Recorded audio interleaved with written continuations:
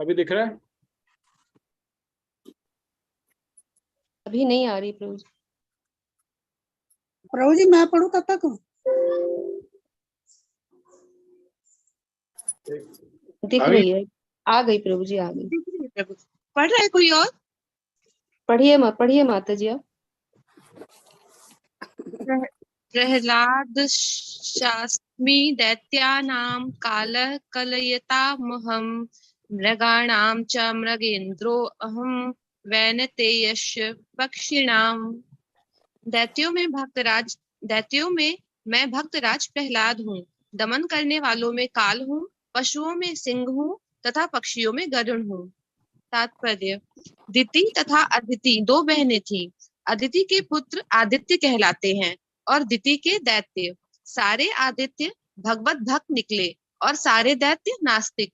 यद्यपि प्रहलाद का जन्म दैत्य कुल में हुआ था, किंतु वे बचपन से ही परम भक्त थे। अपनी भक्ति तथा दैवी गुण के कारण वे कृष्ण के प्रतिनिधि माने जाते हैं। दमन के अनेक नियम हैं, किंतु काल इस संसार की हर वस्तु को क्षीण कर देता है, अतः वह कृष्ण का प्रतिनिधित्व कर रहा है। पशुओं में सिंह सबसे शक्तिशाली तथा हिंसक होता है और पक्षियों के लाखों प्रकारों में भगवान विष्णु का वाहन गरुड़ सबसे महान है। इन सारे श्लोकों में, हरे कृष्ण, इन सारे श्लोकों में भगवान अपने ऐश्वर्य को बता रहे हैं कि किस किस तरह से मैं सब में मेरे मतलब प्रतिनिधित्व कर रहा हूँ, मैं किस किस में किस तरह से, तो वो चीजें बता रहे हैं। तो यहाँ पर दिति और अदिति को बताया जा रहा है, जो कश्यप ऋषि की पत्नियां थी। और दिति से सारे दैत्य उत्पन्न हुए थे और अदिति से सारे जो देवता हैं, देवतागण हैं, आदित्य हैं, वो सारे अदिति से आए थे। तो जितने भी दैत्य थे उनको बता रहे कि नास्तिक थे, और जितने भी जो आदित्य थे वो सब भगवान विष्णु के चरण कमल उनको हमेशा ध्यान करते थे।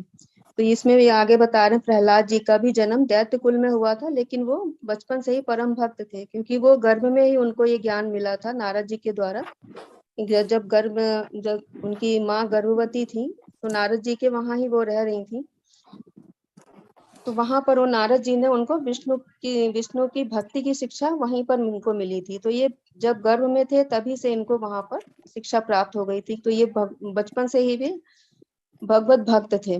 फिर आगे इसमें बता रहे कि दमन के अनेक नियम है, किंतु काल इस संसार की हर वस्तु को छीण कर देता है, अतः वह कृष्ण का प्रतिनिधित्व कर रहा है। तो यहाँ पर भगवान ये बता रहे हैं कि काल भी मेरे ही अंतर, मैं ही काल हूँ। जब किसी कोई भी अगर कुछ समाप्त होने का है, किसी चीज का एंड होने का है, तो वो दमन के जो भी है नियम है वो सारे कुछ भगवान से ही आ रहे हैं। जितने भी अपुलेंसेस हम लोग देखते हैं चारों तरफ, जो भी कुछ हम लोग देख रहे हैं, वो सारी शक्तियां भगवान से ही जुड़ी हुई होती हैं। किसी के अंदर कोई बहुत ज्यादा सुंदरता भी आ रही है तो वो भगवान से ही आ रही है। तो इन सब चीजों को हमको उनको जोड़ करके ही देखना चाहिए। तो पशुओं में सिंह बता रहे हैं, और तथा पक्षियों में विष्णु का वाहन जो गरुड़ है वो महान होता है। और किसी को कुछ ऐड करना हो तो ऐड कर सकते हैं।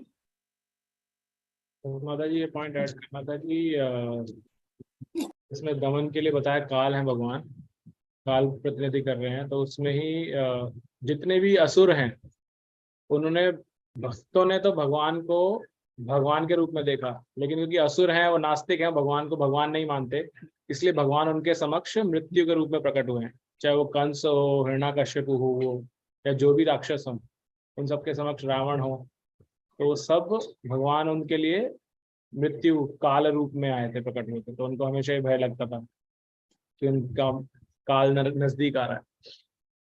तो ये उसमें ऐड करना था बस। और दूसरा पॉइंट ये था कि ये छोटे छोटे श्लोक हैं जिसमें भगवान प्रतिनिधित्व बता रहे हैं, तो हम थोड़ा सा इनको स्पीड अप करेंगे कि हम एक दो श्लोक एक साथ पढ़ेंगे, फिर उन पर चर्चा करेंगे, ताकि हर श्लोक पे न रुकना पड़े। हरे कृष्णा प्रभु जी। यस माता जी, हरे कृष्णा। प्रभु जी मेरी एक जिज्ञासा थी, वो पूछना था जरा। हाँ पूछिए माता जी। प्रभु जी एक अभी श्लोक अभी निकल के गए जो उनमें बताया गया है कि जो ओमकार ध्वनि है वो उसमें वो मीन्स ध्वनि जो है वो भगवान का ही रूप है। तो हमारी फैमिली जो एक्चुअली इन लॉज जो है आर्य समाजी हैं प्रभु जी। तो जो हमारे इन लॉज हैं वो बताते हैं कि ओमकार का जप करना चाहिए। तो प्रभु जी हमें समझ नहीं आता कि ओमकार जब बताया कि भगवत भक्ति मिल जाएगी, उससे भी कहते हैं फैमिली में कि हाँ मूर्ति पूजा नहीं करनी चाहिए आपको, ये सब फालतू की बातें हैं। और घर में बहुत वो डांट भी पड़ती है करने के लिए, बट हमारा मन इधर उधर नहीं है, मीन्स तो थोड़ा कंफ्यूजन होता है कि वो भी लोग ओमकार का जप करने के लिए कहते हैं, तो थोड़ा कंफ्यूजन है इस चीज में। माता जी कंफ्यूजन इसलिए कि आप भगवत गीता स्टार्टिंग से नहीं पढ़ते आए, आप बीच में जुड़े हाँ हैं। जी प्रभु जी, हाँ जी। ऑब्वियसली कुछ नुकसान नहीं है उसमें, भगवत गीता पहली चीज तो कोई कहीं से भी पढ़े उसको समझ में आएगी। लेकिन ये हम्म। प्रश्नों के उत्तर भगवान आगे पहले बताते हैं, जो 7वें अध्याय में अब थे तो भगवान बताते हैं कि जो अल्प बुद्धि होते हैं वो उनको या तो देवताओं के माध्यम से पूछते हैं, या उनके जो प्रॉपर रियलाइज्ड मूड नहीं है उसमें करते हैं, या तो ब्रह्म ज्योति के रूप में पूजेंगे उनको, या हाँ जी फिर प्रभु जी। परमात्मा के रूप में पूजेंगे। और ओमकार भी एक उन्हीं में से आता है।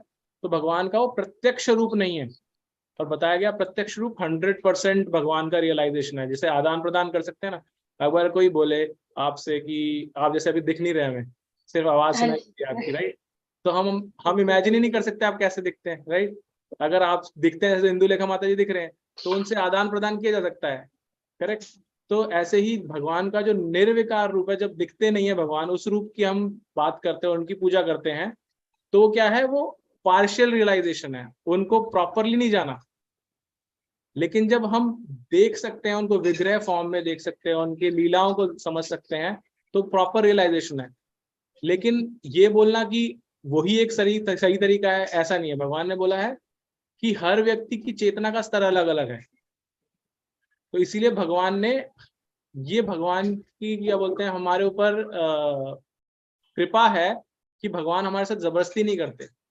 भगवान बोलते हैं आप जिस स्तर पे हो उसी स्तर पे मेरे साथ जुड़ो जरूर, लेकिन उस स्तर से जुड़ो। धीरे धीरे आपकी चेतना बढ़ती जाएगी तो आपको बेटर लेवल समझ में आता जाएगा, राइट? तो इस तरह से हम इसको समझ सकते हैं। जैसे अगर हम साधारण तौर पे गुणों की बात करते हैं तो तमोगुण, रजोगुण और सत्वगुण आता है, राइट? हर चीज में जब हम आगे 17वें अध्याय में जाएंगे तो उसमें पता चलेगा हर चीज के अंदर 3 गुण विद्यमान है। सबसे निचला गुण माना जाता है तमोगुण। उससे जब हम हायर प्रगति करते हैं, धीरे धीरे बढ़ते हैं, तो फिर रजोगुण आता है, और उससे ऊपर जाते हैं तो सत्व गुण आता है। अधिकतर लोग सत्व गुण तक बढ़ने की कोशिश करते हैं, लेकिन भक्ति योग को बताया गया है वो शुद्ध सत्व पे होता है, वो इन तीनों गुणों के भी ऊपर है। तो इसका मतलब क्या है? क्या हम अगर शुद्ध सत्व में नहीं है तो क्या हम भक्ति नहीं कर सकते, या हम भगवान से जुड़ नहीं सकते? आप जिस लेवल पे हो उससे जुड़ने की कोशिश कीजिए। धीरे धीरे भगवान अपने आप प्रेरणा देते हैं हमें आगे बढ़ने की। जैसे अगर हम देवताओं की पूजा करते हैं तो देवताओं की अगर हम शुद्ध भाव से पूजा अर्चना कर रहे हैं, देवताओं की भी शुद्ध भाव से, मतलब अगर आप बिजनेस माइंड से नहीं कर रहे कि आप मुझे ये दो मैं आपको ये दूंगा। जनरली होता है ना कि आप मेरे एग्जाम में अच्छे कर नंबर ला दो, मेरी नौकरी अच्छी लग जाए, शादी अच्छी हो जाए, घर आ जाए। इस तरह का आदान प्रदान नहीं करते। अगर हम शुद्ध भाव से जिन देवता की कर रहे हैं, चाहे वो शिव जी हो, हनुमान जी हो, देवी हो, उनकी अगर शुद्ध भाव से पूजा कर रहे हैं, अर्चना कर रहे हैं, तो वो ही हमें आगे का मार्ग दिखाते हैं। अधिकतर हम सब लोग अगर अपना जीवन देखेंगे तो ऐसा नहीं कोई सारे डायरेक्टली कृष्ण भक्त पैदा हुए हैं, ऐसे भी हैं लोग विरले, लेकिन हम नहीं हो ऐसे, राइट? हमने किसी ना किसी देवी देवताओं की पूजा अर्चना शुरू करी, तो वो उन्हीं की कृपा है, उन्होंने हमें आगे मार्ग दिखाया, तो हमारा रियलाइजेशन भी लेवल धीरे धीरे बढ़ा है। तो ऐसे ही ऐसा मत सोचिए कि आपके परिवार वाले अगर नहीं कर रहे हैं तो वो गलत है। तो अगर वो जो जिस लेवल पे है उनको उस स्तर पे रखिए। भगवान भगवत गीता के अंदर ही आई थिंक शायद मैं अध्याय भूल रहा हूँ, 4th चैप्टर है या 3rd चैप्टर है, उसमें बोलते हैं कि जो जिस स्तर पे मेरे से जुड़ रहा है उसको उसी पे रहने दो। आप जाके उसको ये मत सिखाओ कि तुम गलत कर रहे हो, तुम सही कर रहे हो। उससे क्या होगा, उसका जो विश्वास आज है ना वो भी हिल जाएगा, राइट? मान लीजिए कोई हमारे में से कोई आज, जैसे अगर मैं मान लो अपने आप को कि मैं किसी देवी की पूजा करता आ रहा हूँ बचपन से, बहुत श्रद्धा के साथ करता आ रहा हूँ, और मैं 80 साल का हो गया हूँ, और मैं ऐसे ज्ञान प्राप्त करने के लिए कहीं गया, ऐसे चर्चा में जुड़ा भगवत गीता के, और उन्होंने कहा कि ये देवी भी कुछ नहीं होती, उनकी पूजा करने की आवश्यकता नहीं। तो मेरे को तो कितना बड़ा झटका लगेगा ना, मैं 80 साल की उम्र का हो गया, जो आज तक करता है वो कुछ मायने नहीं रखता। तो ऐसा भगवान बोलते हैं ऐसा झटका किसी को नहीं देना। जो जिस स्तर पे अपने आप की, ये ऐसा नहीं है जन्म के बाद में हम भगवान धाम जा रहे हैं सारे, राइट? हमारे जन्म मृत्यु का चक्र है, जब तक हम राइट कॉन्शियसनेस में नहीं आएंगे। इसलिए अभी जब हम श्लोक की चर्चा कर रहे थे, बहुनाम जन्म नामन्ते ज्ञानवान माम प्रपद्यते वासुदेवम सर्वमिति सहमात्मा सुदुर्लभा। बहुत करोड़ों जन्मों लेने के बाद में हम इस स्तर पे आते हैं कि हमें पता चलता है कि वासुदेव कृष्ण भगवान ही सब कुछ है। लेकिन उससे पहले तो ये बहुत सारे जन्म, अर्थात एक तरह से समझने का है कि हम सब लोग जो यहाँ जुड़ रहे हैं, एटलीस्ट हम ये मान सकते हैं कि हमें ये समझ में आ रहा है। लेकिन सबकी जर्नी अलग अलग है। ट्रेन में जाते हैं हम एक जगह से दूसरी जगह, दिल्ली से बंबई जा रहे हैं, तो सारे एक ही जगह बैठते नहीं है और एक ही जगह उतरते नहीं है, सबकी जर्नी अलग अलग है। लेकिन दिल्ली जो जा रहे हैं वो धीरे धीरे करके कैसे तो पहुंच जाएंगे। तो इसलिए ना खुद परेशान होना। हाँ, हम क्या कर सकते हैं, हम क्या कर सकते हैं ऐसी परिस्थिति में? हम सिर्फ भगवान से प्रार्थना कर सकते हैं शुद्ध हृदय से कि हे ठाकुर जी, जिस तरह से आपने हमें रियलाइजेशन दिया, हम आपके साथ आदान प्रदान कर रहे हैं, आपके भक्ति मार्ग पे आए हैं, ऐसे मेरे परिवार के बाकी सदस्यों को भी भक्ति मार्ग पे लाइए। जब, क्योंकि सिर्फ प्रार्थना है हमारे हाथ में और कुछ भी नहीं है, राइट? तो अगर हम प्रार्थना शुद्ध हृदय से करेंगे तो भगवान अवश्य कुछ ना कुछ करेंगे। ठीक है, थैंक यू प्रभु जी। हरे कृष्णा माता जी। और कोई कुछ अगर जोड़ना चाहता है इसमें तो जोड़ सकते हैं प्लीज। हरे कृष्णा प्रभु जी, दंडवत प्रणाम। दंडवत प्रणाम माता जी। प्रभु जी, आपने जो काल का कहा था ना कि, तो जैसे सिर्फ एग्जाम्पल है ये कि काल, जब मृत्यु का समय आता है तो भक्तों के लिए काल एक मीन्स एक बिल्ली रहती है, वो उसके बच्चों को मुंह में पकड़ के इधर से उधर ले जाती है, तो वो एकदम सेफ महसूस करते हैं। और अगर वो जो बच्चों को चूहों को खाए तो वो मृत्यु का रूप ले जाते हैं। तो अभक्तों के लिए, नास्तिकों के लिए वो यस बहुत सुंदर एग्जाम्पल बताया माता जी। मैं एक बार पुनः रिपीट करता हूँ, अगर किसी ने मिस किया हो तो। माता जी कितने सुंदर तरीके से बता रहे हैं कि काल वही है, लेकिन एक भक्त को काल कैसे दिखेगा और एक अभक्त को काल कैसे दिखेगा।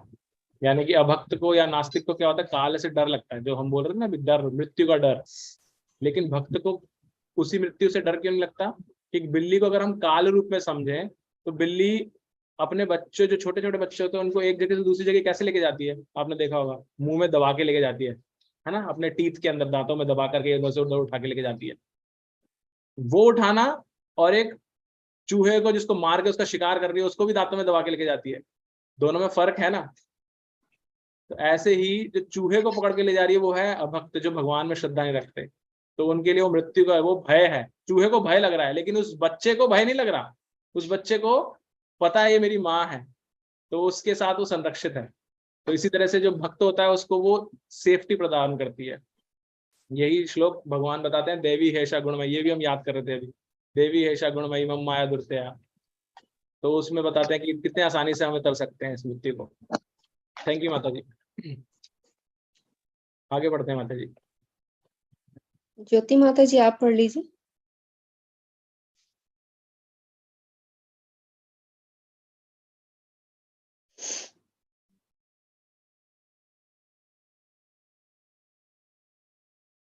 माता जी शायद व्यस्त है, और कोई?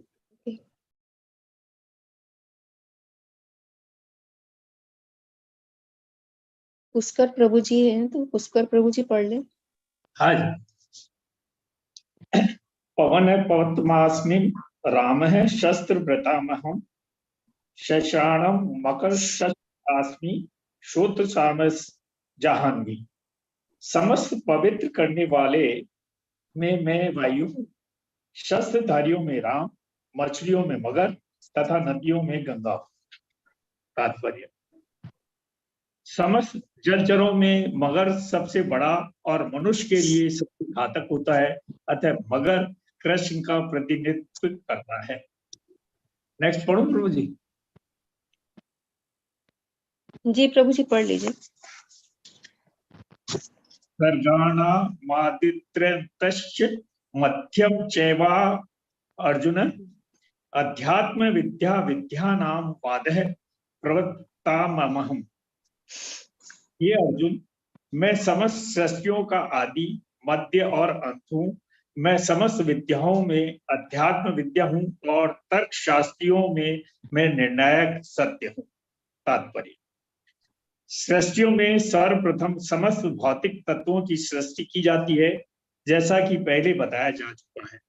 यह दृश्य जगत महाविष्णु, गर्भोदक शाही विष्णु तथा क्षीरोदकशायी विष्णु द्वारा उत्पन्न और संचालित है। बाद में इसका संग्रह शिवजी द्वारा किया जाता है। ब्रह्मा गौण सृष्टा है। सृजन, पालन तथा संहार करने वाले ये सारे अधिकारी परमेश्वर के भौतिक गुणों के अवतार हैं। अतः वे ही समस्त सृष्टि के आदि, मध्य तथा अंत है। उच्च विद्या के लिए ज्ञान के अनेक ग्रंथ है, यथा चारों वेद, उनके 6 वेदांत, वेदांत सूत्र, तर्क ग्रंथ, धर्म ग्रंथ, इस प्रकार कुल 14 प्रकार के ग्रंथ है। इनमें से अध्यात्म विद्या संबंधी ग्रंथ, विशेष रूप से वेदांत सूत्र, कृष्ण का स्वरूप है। तर्क शास्त्रियों में विभिन्न प्रकार के तर्क होते रहते हैं। प्रमाण द्वारा तर्क की पुष्टि, जिससे विपक्ष का भी समर्थन हो, जल्प कहलाता है। प्रतिद्वंदी को हराने का प्रयास मात्र वितंडा है, किंतु वास्तविक निर्णय वाद कहलाता है। यह निर्णयात्मक सत्य कृष्ण का स्वरूप है। जय श्री कृष्ण। हरे कृष्ण। अब इसमें बता रहे हैं कि सबसे पहले जब सृष्टि करनी चाहिए भगवान ने, तो पहले महातत्व जितने भी थे, भौतिक तत्व थे, उनका निर्माण हुआ था। उसके बाद भगवान ने विस्तार किया अपना 3 रूपों में, क्षीरोदक साई विष्णु, गर्भोदक साई विष्णु, कारणोदक साई विष्णु। तो इस तरह से फिर आगे सृष्टि की कार्य संभाला। और फिर ब्रह्मा को बताया कि गौण सृष्टा है, कि सृष्टि का जो कार्य है वो ब्रह्मा के द्वारा होगा, और शिव जी जो है संहारक का कार्य करते हैं। तो सृजन, पालन, संहार का जो है, तो ये भगवान के 3 गुण हैं। ये रजोगुण, तमोगुण और सतोगुण के अवतार हैं, ब्रह्मा, विष्णु और महेश। इस तरह से सृजन, पालन और संहार का कार्य ये लोग इन 3 को द्वारा हो रहा है।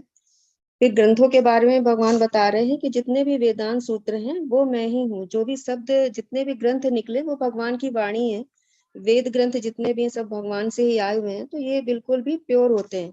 तो जो शब्द प्रमाण भी कहलाते हैं, तो हमको इन पर पूरा भरोसा होना चाहिए कि ये भगवान की ही वाणी है और ये भगवान ने ही दिए हुए हैं। तो इसमें बता रहे हैं कि मैं वेद जितने भी हैं, वेदांत सूत्र हैं, वो कृष्ण ही है, कृष्ण ही है इसमें।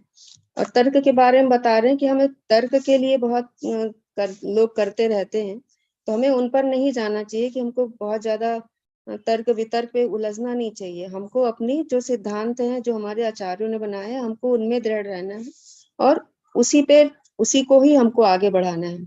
इस चीज के बारे में बता रहे हैं। उसमें प्रभुपाद जी का एक लेक्चर सुना था, तो उसमें उन्होंने बताया था कि वो एक बार जा रहे थे, किसी गाड़ी में जा रहे थे, तो वो वहां पे टीवी लगी हुई थी, तो चार्ली चैपलिन का वो कॉमेडी आ रही थी। तो प्रभुपाद जी वहां पे बहुत जोर जोर से हंसने लगे। तो उनके एक शिष्य ने पूछा कि आप प्रभुपाद जी क्यों हंस रहे हैं? तो उन्होंने बोला कि चार्ली चैपलिन बहुत अच्छी कॉमेडी करता है, और ये कॉमेडी कहाँ से आ रही है? वो कृष्ण से आ रही है। तो जो भी चीजें आ रही थी वो कृष्ण से आ रही है। तो इसको हमको इस तरह से अब हम जोड़ के देखते हैं, तो प्रभुपाद जी को इतना आंतरिक खुशी हुई कि, और वो जैसे हमारे अंदर कभी किसी का अपुलेंस देख करके ईर्ष्या हो जाती है, तो फिर वो ईर्ष्या का भाव भी हमारे अंदर फिर नहीं आता। और एक और उदाहरण उन्होंने दिया था कि जो आइंस्टीन की भी बुद्धि थी, तो जो बुद्धि उसके पास थी वो भी कृष्ण से ही आ रही थी। तो जो कुछ भी अपुलेंसेस हम देखते हैं चारों तरफ अपने, वो सारे कृष्ण से ही जोड़ करके हमको देखना है। हरे कृष्ण। कोई और ऐड करना चाहे तो इसमें ऐड कर सकते हैं। मुझे एक जिज्ञासा है। जी प्रभु जी। इसमें लिखा प्रमाण द्वारा तर्क की पुष्टि, जिससे विपक्ष का भी समर्थन हो, जल्प कहलाता है। जल्प क्या है? जल्प एक तो प्रजल्प होता है, सार्थक चीजें जो हो गई वो जल्प हो गया, जो निरर्थक चीजें हैं वो प्रजल्प है। जो हम बेकार की बातें करते हैं, मतलब तर्क अगर हम कर रहे हैं तो उससे हमारा कोई निर्णय निकल करके आ रहा है। भाई कोई चीज हम जब तर्क वितर्क में लेकर के आते हैं तो कुछ अच्छी चीजें बाहर आती हैं उसमें, तो वो जल्प कहलाता है।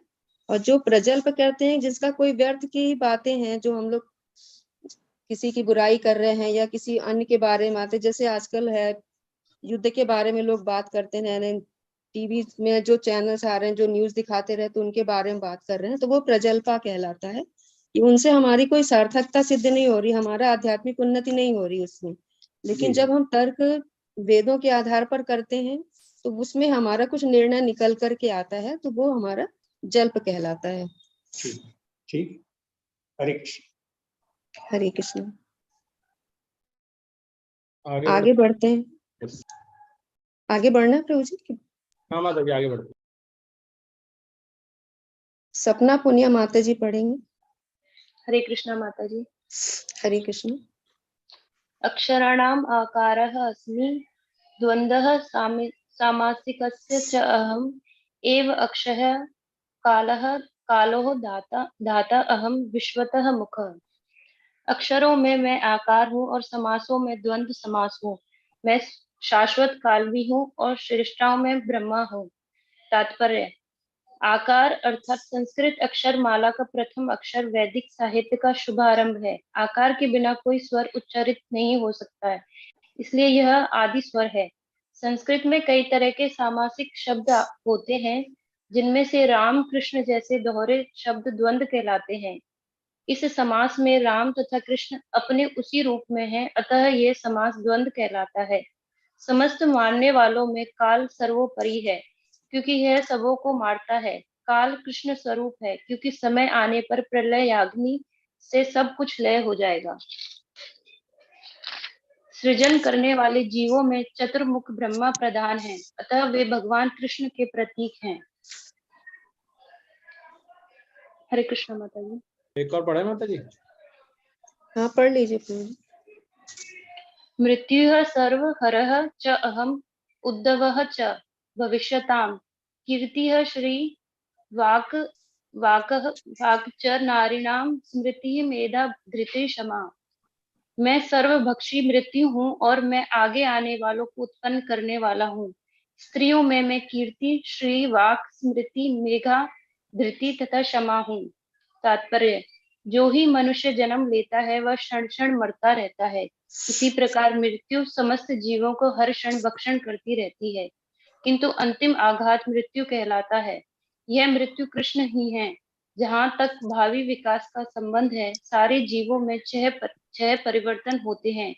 वे जन्मते हैं, बढ़ते हैं, कुछ काल तक संसार में रहते हैं, संतान उत्पन्न करते हैं, क्षीण होते हैं और अंत में समाप्त हो जाते हैं। इन छह परिवर्तनों में पहला गर्भ से मुक्ति और यह कृष्ण है। प्रथम उत्पत्ति ही भावी कार्यों का शुभारंभ है। यहाँ जिन 7 ऐश्वर्यों का उल्लेख है वह स्त्रीवाचक हैं: कीर्ति, श्री, वाक, स्मृति, मेधा, धृति तथा क्षमा। यदि किसी व्यक्ति के पास ये सभी या इनमें से कुछ ही होते हैं तो वह यशस्वी होता है। यदि कोई मनुष्य धर्मात्मा है तो वह यशस्वी होता है। संस्कृत पूर्ण भाषा है, अतः यह अत्यंत यशस्विनी है। यदि कोई पढ़ने के बाद विषयों को स्मरण रख सकता है तो उसे उत्तम स्मृति मिली होती है। केवल अनेक ग्रंथों को पढ़ना पर्याप्त नहीं होता है, किंतु उन्हें समझकर आवश्यकता पड़ने पर उनका प्रयोग मेधा या बुद्धि कहलाती है। यह दूसरा ऐश्वर्य है। अस्थिरता पर विजय पाना धृति या दृढ़ता है। पूर्णतया योग्य होकर यदि कोई विनीत भी हो और सुख तथा दुख में संभाव से रहे तो यह ऐश्वर्य समा कहलाता है। हरे कृष्णा माता जी। हरे कृष्ण। इसमें बता रहे हैं भगवान कि आकार, अक्षरों में मैं आकार हूँ, यानी कि जो कि शुरुआत हो रही है संस्कृत वर्णमाला की तो वो आ से ही शुरू हो रही है, आकार से शुरू हो रही है। समासों में बता रहे हैं कि द्वंद्व समास हूँ। तो जो शब्दों का प्रभु जी हमको इसका क्लियर अर्थ नहीं पता है कि जो शब्दों में इसमें लिया गया है कि राम और कृष्ण है उसी रूप में है, मतलब एक ही व्यक्ति के दो नाम जो बताए गए हैं, क्या इससे रिलेट कर रहा है ये हमको बहुत ज्यादा क्लियर नहीं है। हरे कृष्णा। हाँ माता जी मैं अभी देख रहा हूँ एक बार इस समाज में राम कृष्ण से नहीं माता जी, मेरे को भी नहीं समझा यह समास वाला, मैंने मार्क किया है। मे भी किसी और को समझाया क्या ये? मैं एक बार स्क्रीन दिखाता हूँ दोबारा से। संस्कृत में कई तरह के सामसिक शब्द होते हैं, जिनमें से राम और कृष्ण जैसे दोहरे शब्द द्वंद्व कहलाते हैं। मतलब एक साथ आ रहे हैं, शायद इसलिए बोला गया है। इस समाज में राम तथा कृष्ण अपने उसी रूप में है। प्रभु जी ये दोनों ही प्रधान हैं, शब्द दोनों। हरे कृष्णा प्रभु जी। हाँ प्रभु जी आप बोलिए, थोड़ा सा बैकग्राउंड आ रहा है, नॉइस है, बट बोलिए। हाँ ये शब्द राम और कृष्ण जो शब्द हैं दोनों ही प्रधान है, दोनों में ही बल है, दोनों में ही अर्थ है, दोनों ही बराबर है, वैल्यू है। दोनों राम और कृष्ण शब्द आ रहा है, दोनों ही प्रधान है। राम भी मुख्य है और कृष्ण भी मुख्य है। Okay, are you getting this? ठीक है प्रभु जी, मुझे ज्यादा नहीं करो, आपकी आवाज में बैकग्राउंड नॉइज ज्यादा है प्रभु जी। हरे कृष्णा प्रभु जी, आप नहीं आ रही आपकी।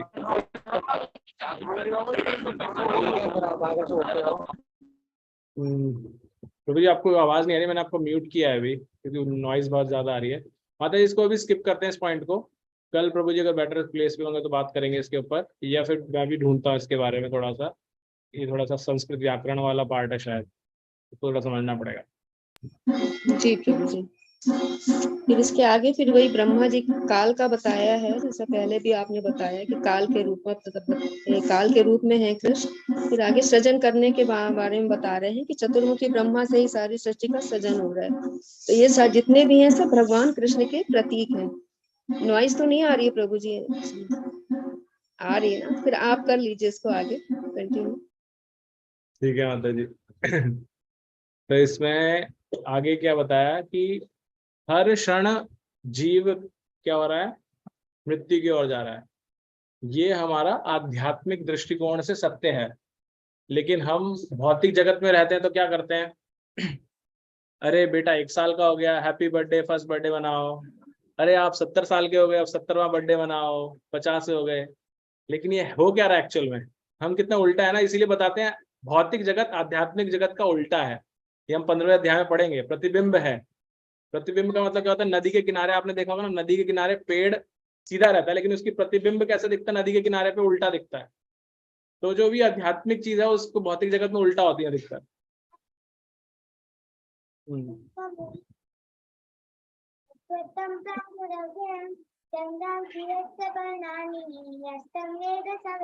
Thank you. तो ये श्लोक बता रही है कि क्या है उस श्लोक के अंदर, लेकिन उसका हम क्या बात कर रहे हैं कि हम इस जगत के अंदर जो मृत्यु बताई गई यहाँ पे, हर क्षण हम मर रहे हैं बहुत आध्यात्मिक दृष्टिकोण से, लेकिन हम क्या कर रहे हैं, उसको सेलिब्रेट कर रहे हैं उस मृत्यु को, और जान भी रहे हैं मृत्यु नजदीक आ रही है। राइट, तो ये वैसे ही है जैसे हमने बहुत पहले चर्चा की थी, क्योंकि हम मृत्यु के बारे में बात कर रहे हैं। अगर आप एक कसाई घर के पास से जाएं, गुजरे, आपको याद आ जाएगा शायद एग्जाम्पल, तो वहां पे आप देखते हैं खूब सारे मुर्गियां खड़ी रहती हैं, पिंजरे में बंद रहती हैं। वो कसाई एक मुर्गी को निकालता है पिंजरे में से और उसको काटने के लिए, ऐसे मारने के लिए रेडी हो जाता है, उसको मारता है। बाकी मुर्गियां जिनका नंबर नेक्स्ट लगा हुआ है वो क्या कर रही होती हैं, अपना खाना खा रहे थे, वो बिजी रहती हैं अपना खाने में, उनको फर्क नहीं पड़ रहा, उनको समझ नहीं आ रहा कि अगला नंबर तुम्हारा है। राइट, ऐसे ही हम देखते हैं, अगर हम ध्यान से समझे ना कि जब किसी की मृत्यु होती है तो हम ये क्यों बोलते हैं, राम नाम सत्य है, क्यों बोलते हैं? हम सब बोलते हैं लेकिन पता नहीं क्यों बोलते हैं। राइट, उसके पीछे बोलने का रीजन ये कि हम इसको समझें कि भगवान का नाम ही सत्य है, सिर्फ उसी की शरण लेना है। जो हम बार बार अभी श्लोक पढ़ते हैं ना कि भगवान के नाम में ही शक्ति है, वही इस कलयुग में हमें तार सकता है। ये हम साधारण तौर पर पढ़ते समझ में नहीं आता, लेकिन मृत्यु होती है तब तो बोलते हैं, लेकिन समझते तब भी नहीं है कि भगवान के नाम में ही सत्यता है, उसको तो माने। तो हम शमशान तक उस शरीर को लेके जाते हैं, मृत शरीर को, और बोलते जाते हैं, लेकिन वहां छोड़ने के बाद वापस बाकी मुर्गियों की तरह बिजी हो जाते हैं अपना दाना चुगने में। भूल जाते हैं हम कि अगला नंबर हमारा भी आने वाला है, क्योंकि क्षण क्षण हर सूर्योदय और अस्त के साथ में हमारे को भी ये काल रूपी सर्प जकड़ता जा रहा है। धीरे धीरे हम अंदर जाते जा रहे हैं। जैसे अजगर को देखा होगा तो अजगर निगलता है पूरा इंसान, ये किसी भी जीव को पूरा बड़े बड़े उसको, लेकिन धीरे धीरे बिल्कुल स्लो मोशन में, पता भी नहीं चलता कैसे निगल रहा है वो। तो ऐसे काल रूपी ये जो अजगर है, सर्प है, हमें निगल रहा है धीरे धीरे। हर सनसेट के साथ में हमारा एक दिन कम हो रहा है, लेकिन हम उसको समझ नहीं रहे हैं। हम सोच रहे हैं, किसी को देखते हैं मरते हुए तो हाथ जोड़ लेते हैं, अरे भगवान उसकी आत्मा को शांति दे, RIP लिख देते हैं व्हाट्सएप पर, ओम शांति ओम लिख देते हैं, लेकिन सोचते हैं हमारी थोड़ी ना आई है, हमारा तो अभी टाइम है, हमारे पास तो हमारी भी नजदीक ही है, हर सनसेट के साथ हमारी मृत्यु भी नजदीक है। तो इसको हमें जानना है, समझना है और सीरियस होना है कि कैसे हम दोबारा जन्म ना लें, अन्यथा हम इस जन्म मृत्यु के चक्कर में फंसे रहेंगे। और वो कैसे पता चलेगा, जब हम ऐसे ग्रंथों को पढ़ेंगे, भगवत गीता को पढ़ेंगे, समझेंगे, तभी हमें समझ में आएगा।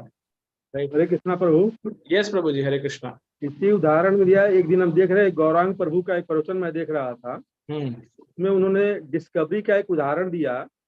एक बार एक सर्प जो है एक मेढक को आधा मुंह में ले लिया था, और वह मेढक सामने एक पतंगा बैठा था, उसको अपने जीभ से पकड़ने का प्रयास कर रहा, जबकि आधा शरीर वो सांप के मुंह में उसके है। बिल्कुल बिल्कुल बिल्कुल, इसी तरह से है प्रभु जी। बिल्कुल आप सही बता रहे हैं, बिल्कुल सही बता रहे हैं प्रभु जी। इसका ना भागवत के अंदर एक बहुत सुंदर वर्णन आता है श्लोकों के आधार पर, और उसका चित्रण भी किया हुआ। मेरे को अभी वो मिलेगा नहीं इतनी जल्दी, मैं ग्रुप पे भेजूंगा।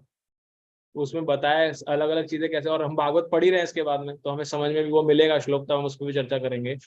तो वो एक्चुअल में यही बताता है कि कैसे दिन रात हम धीरे धीरे मृत्यु के नजदीक जा रहे हैं, लेकिन हम फिर भी नहीं समझ रहे हैं। ओके, तो ये था। उसके अलावा यहाँ पर 7 जो ऐश्वर्य हैं उनके बारे में भगवान ने कहा, ये ऐश्वर्य, षड ऐश्वर्य मैं ही हूँ। षड करो, 7 ऐश्वर्य मैं ही हूँ। क्या क्या है वो? कीर्ति, कीर्ति का अर्थ क्या है? फेमस होना, यश, यश आपका फैलना। श्री का अर्थ क्या है? श्री का अर्थ है लक्ष्मी, धन। भगवान कहते हैं ये मैं हूँ। फिर वाक मतलब आप में कितनी बोलने की पटुता है, आप कितना अच्छे से बोल सकते हैं।